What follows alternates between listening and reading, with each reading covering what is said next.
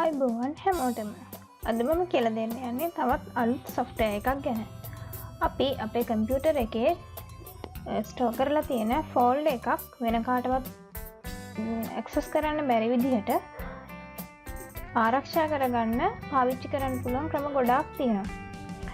ඒකෙන් ගොඩක්ම ලේසිම ඒ වගේම ගොඩක් ඵලදායී ක්‍රමය වෙන්නේ ඒ වෙනුවෙන්ම හදපු කම්පියුටර් ප්‍රෝග්‍රෑම් එකක් හරහා ෆෝල්ඩර් එකක් ලොක් කරන්න.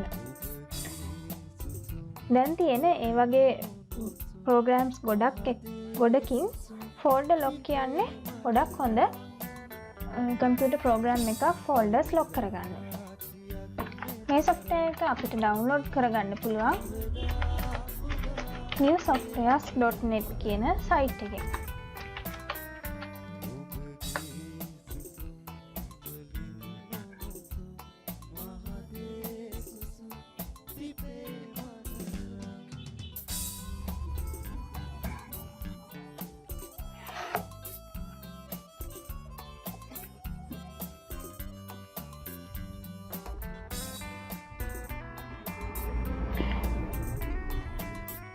මේ සයිට් එකෙන් අපිට පුළුවන් ෆෝල්ඩර් ලොක් කියන software එක ඔමිලේ ඩවුන්ලෝඩ් කරගන්න.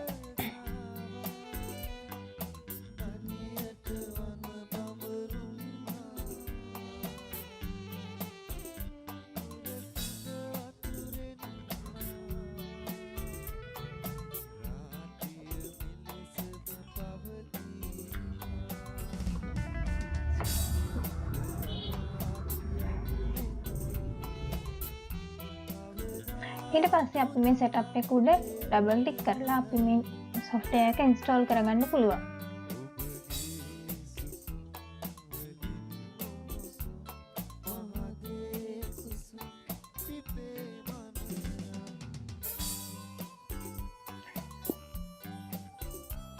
දැන් අපේ මේ software එක අපේ computer එකේ install වෙනවා.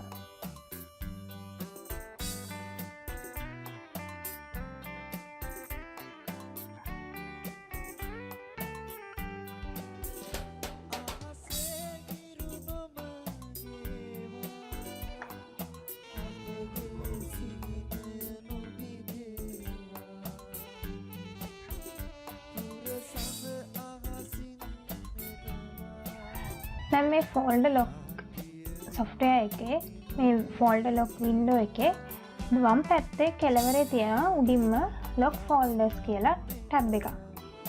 ඒක ක්ලික් කරාම මෙතන enter master password කියලා එන. කියන්නේ ඒක තමයි ප්‍රධාන password එක. okay කරලා ඊට පස්සේ අපිට පුළුවන් අපිට ඕනි කරන folders, ඒ කියන්නේ අපිට lock කරන්න ඕනි කරන folders මෙතෙන්ට drag කරලා දාන්න.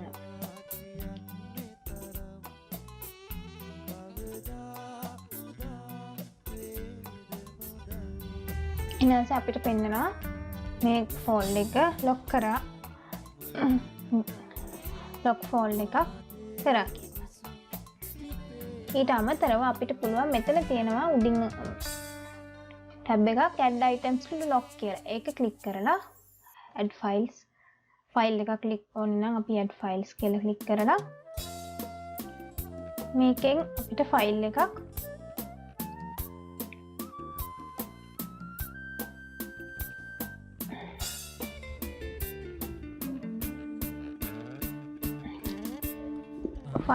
ලොක් කරගන්න පුළුවන්.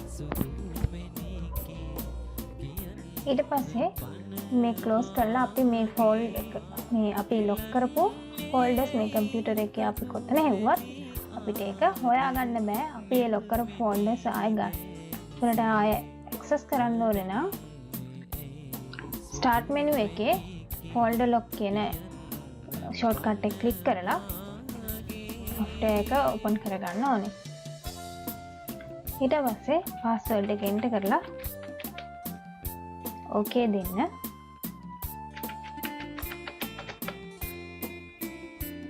මෙතන අපිට පෙන්නනවා අපි මේ ලොක් කරපු ෆෝල්ඩර්ස් මෙතන විතරයි පෙන්වන්නේ. ඊට පස්සේ අපිට මේ ෆෝල්ඩර්ස් අපිට